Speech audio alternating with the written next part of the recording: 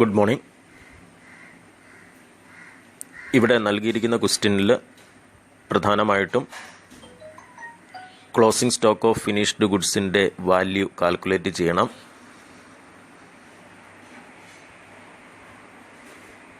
Finished ഗുഡ്സിൻ്റെ unit 3200 kg എന്ന് നൽകിയിട്ടുണ്ട്. അതിൻ്റെ value total cost of production divided by number of units produced into units of finished goods in stock എന്ന equation ഉപയോഗിച്ച് calculate ചെയ്യുക.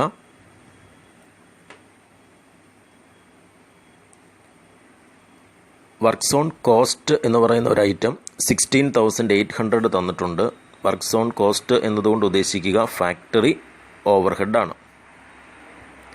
അത് ഫാക്ടറി ഓവർഹെഡ് എന്നുള്ള ഹെഡിൽ എടുക്കുക.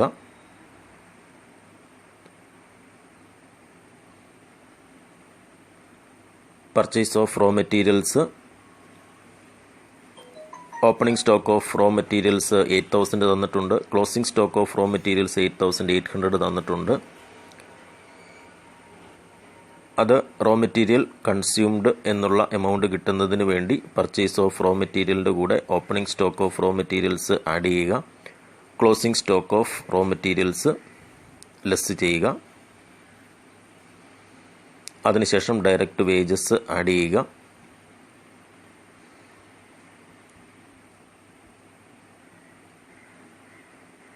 ഡയറക്റ്റ് മെറ്റീരിയൽ കൺസ്യൂംഡും ഡയറക്റ്റ് വേജസും ആഡ് ചെയ്യുമ്പോൾ പ്രൈം കോസ്റ്റ് ലഭിക്കുന്നതാണ്.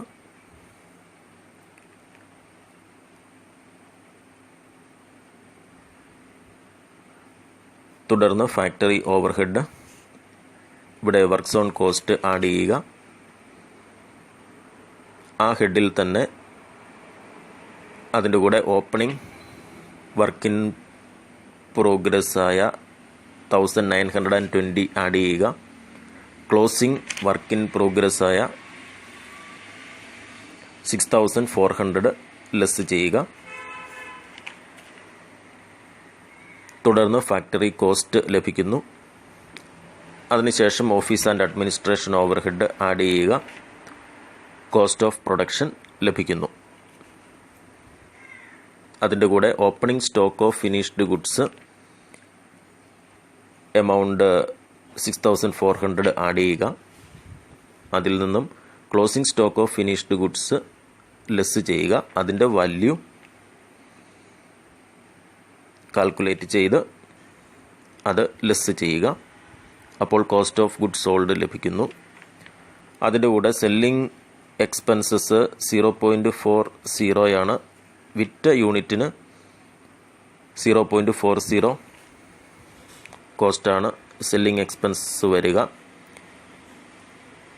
അപ്പോൾ ഇവിടെ വിറ്റ യൂണിറ്റ് എത്ര എന്നുള്ളത് ക്വസ്റ്റ്യനിൽ വ്യക്തമായിട്ട് പറഞ്ഞിട്ടില്ല. ആയതിനാൽ ഈ ക്വസ്റ്റ്യൻ്റെ മറ്റൊരു പ്രത്യേകത വിറ്റ യൂണിറ്റ് കാൽക്കുലേറ്റ് ചെയ്യുക എന്നുള്ളതാണ്. അതിനായി number of units sold is equal two unit produced plus opening units of finished goods minus closing units of finished goods.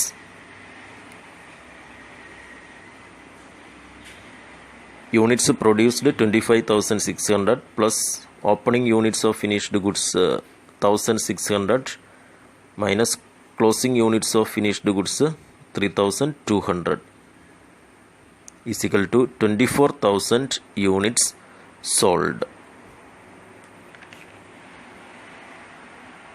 Therefore, selling expenses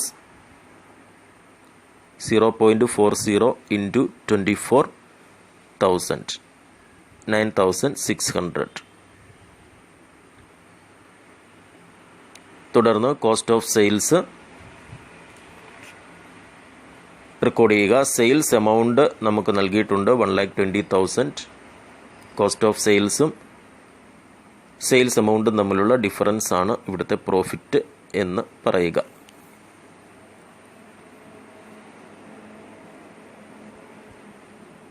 ഈ ക്വസ്റ്റ്യനിൽ പ്രധാനമായിട്ടും